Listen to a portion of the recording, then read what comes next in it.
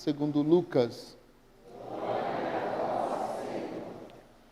Naquele tempo disse Jesus aos seus discípulos: haverá sinais no sol, na lua e nas estrelas. Na terra as nações ficarão angustiadas com o pavor do barulho do mar e das ondas. Os homens vão desmaiar de medo, só em pensar no que vai acontecer ao mundo, porque as forças do céu serão abaladas. Então eles virão o Filho do Homem vindo numa nuvem com grande poder e glória. Quando estas coisas começarem a acontecer, levantai-vos, erguei vossa cabeça, porque a vossa libertação está próxima. Tomai cuidado para que os vossos corações não fiquem insensíveis por causa da gula, da embriaguez e das preocupações da vida. E esse dia não caia de repente sobre vós, pois este dia cairá como uma armadilha sobre todos os habitantes de toda a terra. Portanto, ficai atentos e orai a todo momento, a fim de terdes força para escapar de tudo o que deve acontecer e para ficardes em pé diante do Filho do Homem. Palavra da salvação. Que as palavras do Santo Evangelho perdoem os nossos pecados. Pode sentar um pouquinho. Deixa eu te fazer uma pergunta para a gente começar a nossa reflexão desta noite. Como está a sua saúde espiritual?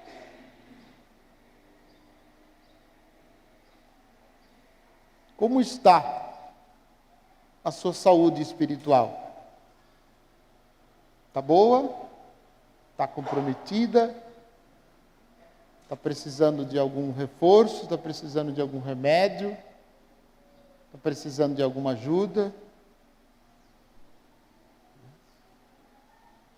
É importante esta pergunta e ao mesmo tempo provocadora, né?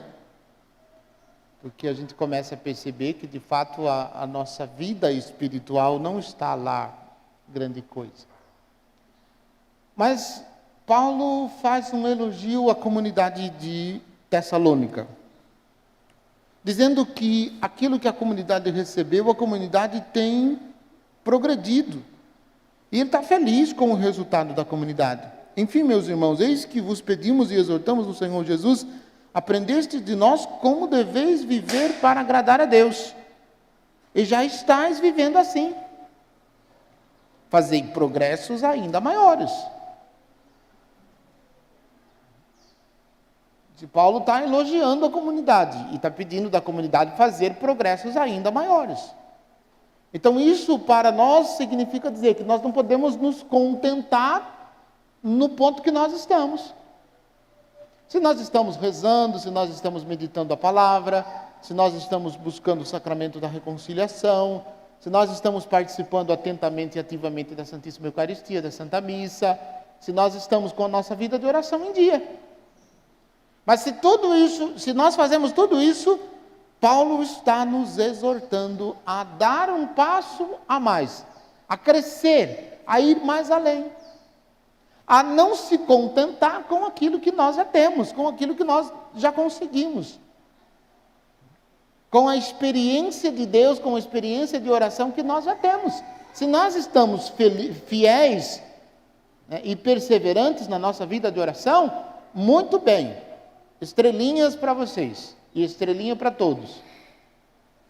Mas se nós não estamos, a gente precisa descobrir o que a gente tem que fazer para a gente evoluir, para a gente avançar, para a gente ir além. Porque este tempo do advento é um tempo que nos coloca em vigilância, que nos coloca em atenção às coisas de Deus, que nos coloca em atenção àquilo que Jesus, nosso Senhor, tem nos ensinado e que a gente tem escutado no Evangelho todos esses dias. Porque nosso Senhor nos fez e nos faz alertas impressionantes. Ele nos fala do fim do mundo, Ele nos fala de perseguição, Ele nos fala de tribulações, Ele nos fala de situações difíceis que nós teremos que viver por causa dEle. Então, todo esse contexto escatológico, né, essa palavra aí difícil, escatológico, né, parece uma coisa difícil, né, parece um palavrão, né, escatológico, é sobre os últimos acontecimentos.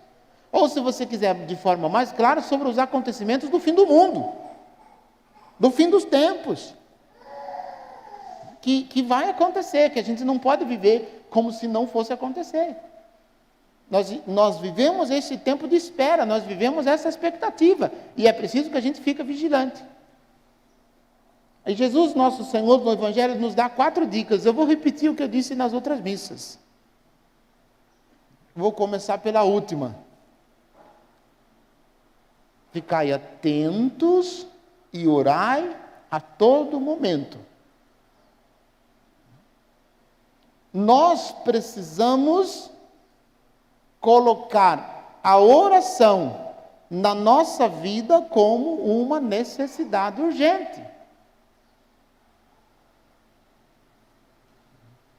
E o primeiro passo para a nossa vida de oração e para a nossa oração é um espaço. A gente precisa ter lá em casa uma capelinha, um altar específico para a gente poder rezar, para lembrar a gente, uma capelinha com uma Bíblia, com uma vela, com um livro de oração, de repente um terço, um livro de oração, a Bíblia, para nos lembrar que nós precisamos de oração, que nós precisamos rezar.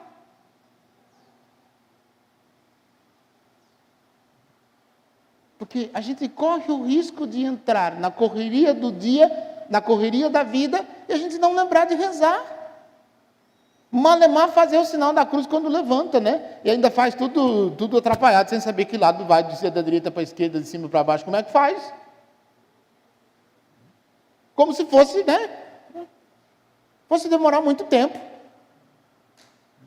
A nossa oração já começa nesse gesto. Externos. Então, um ambiente, um espaço reservado para a oração. Que quando eu olhar para aquele espaço, mesmo que eu não esteja rezando, eu lembre, eu tenho que rezar. Hoje eu tenho que rezar.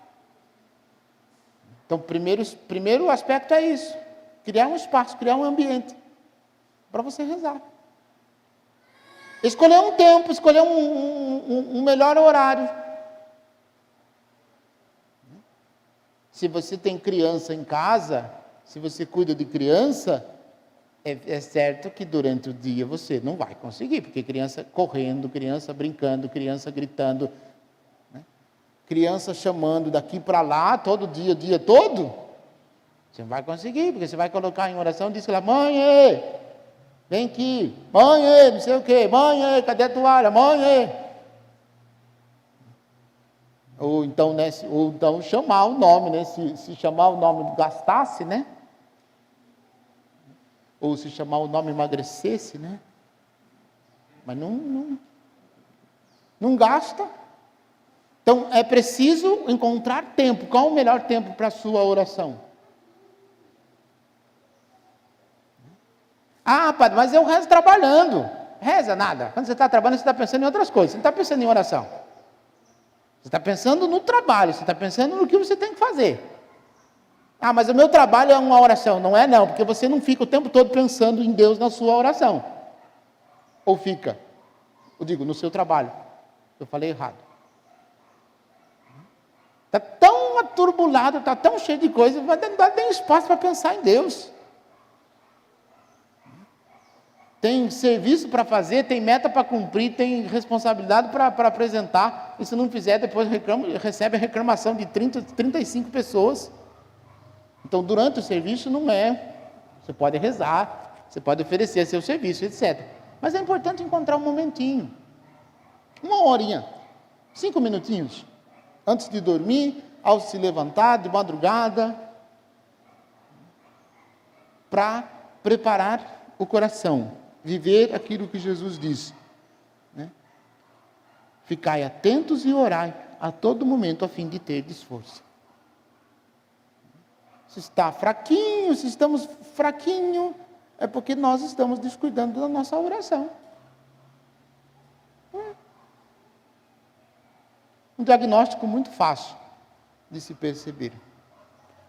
Depois, olhando o texto do Evangelho, Jesus pede um cuidado para que o nosso coração não fique insensível por causa da gula. Aqui um aspecto importante. Por causa da gula. A gula nos deixa insensíveis. A gula torna o nosso coração insensível. E o remédio para a gula é jejum, a penitência. Não tem outro caminho. Não tem outro caminho. Os padres, os santos padres da igreja diziam que os pecados capitais eles chamavam de demônio. Né? E eles diziam que a gula, ela tem uma prole. Vem com a gula, vem a preguiça, e com a preguiça vem a tendência à luxúria, que deixa a gente desanimado, que deixa a gente enfraquecido. Né? Tanto a gula quanto a sua prole nos enfraquece, nos torna insensível. Então a dica é a gente fazer um pequeno sacrifício, a gente deixar de repente de comer, né, a quantidade que a gente come. Se come um pratão cheio, né, aquela montanhinha assim, de arroz e feijão e etc., diminua, faz um prato raso, né, sem muita comida. Ou então, uma dica que eu dei para os jovens lá no retiro, também vale para nós. Sabe aqueles lanches que a gente come normalmente de final de semana ou durante a semana também? Né? Lanche, pizza, pastel, esfirra. Essas coisinhas que a gente quase não come e que deve ser horrível. Né? E a gente nem gosta de comer essas coisas. Né? Então, faz um esforço nesse tempo de advento, corta isso. Não vou comer lanche durante esse tempo de advento. Não vou comer pizza, não vou comer esfirra. Fazer alguma penitência, alguma entrega para vencer o pecado da gula. Aí você diz assim, padre, mas eu não sou guloso. Ótimo, parabéns. Você come só o suficiente, não come além do que é suficiente, perfeito. Então, tira uma refeição, já que você não tem pecado da gula, tira uma refeição e coloca como penitência. Para te mortificar a tua vontade e não deixar o teu coração insensível às coisas de Deus, aos sinais dos tempos, às realidades que Deus tem para nós. Então, o primeiro aspecto, a gula. Depois, o segundo aspecto, a embriaguez. Embriaguez de bebidas alcoólicas,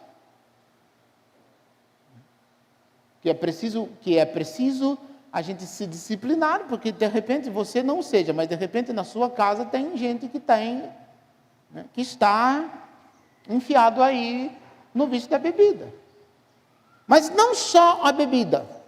Eu quero também alertar vocês para outros tipos de embriaguez, que não é bebida necessariamente. Mas que é, por exemplo, esses acúmulos de informações que a gente tem mania de ver. Notícias de não sei do que a gente tem mania de assistir no YouTube, no Facebook, no WhatsApp, no Instagram e nos outros meios de comunicação. Que não nos evangeliza, que não nos aproxima de Deus, que deixa a gente com preguiça, que deixa a gente viciado em ver aquelas coisas e a gente não faz mais nada. E é preciso que a gente tome cuidado com isso, porque isso torna o coração da gente insensível. Não só a embriaguez da bebida como tal, mas também das informações que a gente vai vendo. O que nós estamos assistindo? Qual tipo de imagem nós estamos vendo? Que tipo de música nós estamos ouvindo? Porque tudo isso influencia na nossa vida de oração. E influencia negativamente. E aí quando a gente começa a rezar, a gente começa a ter sono. Está com os olhos abertos, acordado da Silva, quando estava vendo televisão. Aí vai rezar, coloca-se em oração, 2 minutos, está dormindo. Ou então se está lendo algum livro, né? Começa a ler, o livro vai, a primeira folha, a segunda folha, vai bem. Na terceira folha, caiu em cima do livro. E ainda bem que o livro não tem saliências, né? Porque senão saía com cara de letrinha no outro dia. Né? Igual alguns que acordam com cara de bolinha, porque dormiu em cima do terço. Acorda com cara de bolinha, porque dormiu em cima do terço. Então, é preciso tomar cuidado, gente. O que nós estamos vendo, o que nós estamos ouvindo. Porque aquilo que a gente vê, aquilo que nós ouvimos, vai para o nosso coração. E depois que vai para o coração, sai para onde? Não sai no banheiro. Sai pela boca. A gente começa a falar, a gente começa a reproduzir. Jesus disse isso. A boca fala daquilo que está cheio o coração. Então é preciso ter cuidado, vigilância. Selecione com cuidado e com critério aquilo que você vê e aquilo que você ouve. Porque isso vai te trazer problemas espirituais sérios que você não vai nem sequer perceber, porque você ficou insensível. Por exemplo, a ponto de considerar não buscar a confissão como sendo algo normal. Não responda para o padre aqui na igreja. Responda depois no confessionário. Quanto tempo faz que você não faz uma boa confissão? Qual foi a última vez que você fez uma confissão boa? Daquelas que você saiu do confessionário e você disse assim: eu tirei um peso, eu tirei um elefante das minhas costas. Não quer fazer aqui comigo? Vai em Itu. Vai em Aparecida do Norte. Já que vocês não conhecem os padres lá, vai lá. Mas confessa. Vai em Sorocaba, vai em Itapetininga, vai em Tatuí. Confessa, não deixa de se confessar. Porque tem aquele respeito humano, eu vou conversar com o padre conhece eu, ele me vê todo final de semana, eu vou conversar com ele, vai ficar lembrando dos meus pecados. Eu vou ficar lembrando dos seus pecados? Eu tenho os meus para cuidar, vou lembrar dos seus. Eu tenho os meus para me livrar, vou ficar lembrando dos seus pecados. Eu, capaz mesmo. Mas se quiser, eu estou à disposição durante a semana para atender a sua confissão. Para cuidar dessas coisas que não só nos embriaga, mas que nos anestesia. A gente vai ficando adormecido com essas coisas. E é preciso a gente prestar atenção, porque nós estamos descuidando da nossa saúde espiritual. Bom, já estaria bom só isso, mas tem mais um detalhe que Jesus coloca sobre as preocupações da vida. 2 dicas importantes. Pergunta do padre para você: o que você faz logo que você acorda? Primeira coisa que você faz quando você acorda. Muitos, a primeira coisa que faz quando acorda é olhar o celular. Antes de fazer qualquer coisa. Antes de rezar, antes de fazer o sinal da cruz. Grande maioria de nós dormimos com o celular debaixo do travesseiro. De modo que a gente nem levantou, a gente abriu o olho. Primeira coisa que a gente faz é pegar o celular para ver alguma coisa no celular. Eu já fiz isso. E acho isso medonho. Que vai viciando a gente de tal maneira que de repente, já virou parte do nosso dia. Essa é uma primeira dica.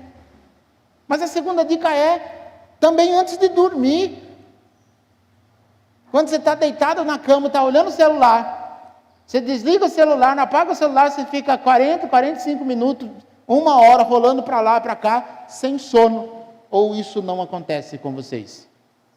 Só com o padre. Por isso eu estou deixando o celular na cozinha, dentro da geladeira. Porque daí não corre o risco de noite olhar o celular. Mentira, não põe o celular dentro da geladeira que pode estragar. A geladeira e o celular. Mas eu estou deixando o celular longe de mim. Não estou deixando mais perto da minha cama, não. Porque a primeira coisa que eu tenho, eu digo, a última coisa que eu tenho que fazer antes de dormir é pensar em Deus. E a primeira coisa que eu tenho que fazer antes de levantar é pensar em Deus. Isso exige disciplina. Isso exige vigilância, isso exige cuidado, isso exige renúncia, isso exige oração. São coisas que todo mundo faz. E que sem querer, nós estamos enfraquecendo a nossa vida espiritual.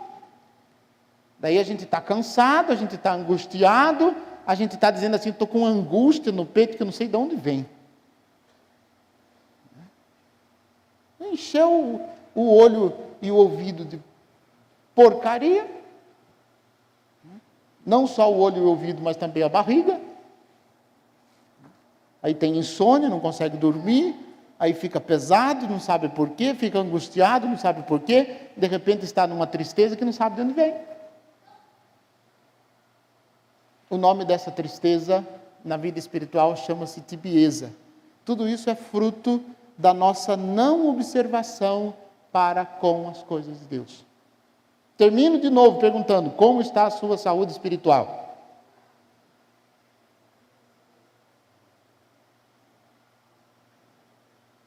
Bom, acho que vocês já têm matéria para vocês pensarem aí até dia 23 de dezembro.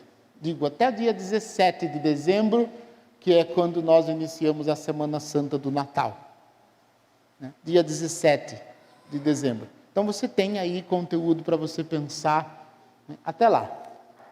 Os próximos domingos eu vou falar de João Batista, vou falar da Virgem Maria, vou falar de Isabel e vou falar do mistério da encarnação. Mas este domingo fique como dica de como você deve viver bem o tempo do Advento. Essas dicas que eu estou apresentando para vocês não é somente uma sugestão para vocês, mas essas dicas são exatamente isso que eu estarei fazendo também durante esse tempo do Advento. São as minhas práticas. Se te servir, se te ajudar, ótimo. Se não te servir, se não te ajudar, não se preocupe. Peça a Deus, na força do seu Espírito, Ele vai te iluminar as práticas que você deve fazer para viver bem o seu Advento. Mas não descuide, não se disperse, não se distraia. Preste atenção nas coisas de Deus, porque Deus está gritando, suavemente gritando, chamando a nossa atenção. Louvado seja nosso Senhor Jesus Cristo. Creio em Deus, Pai Todo-Poderoso,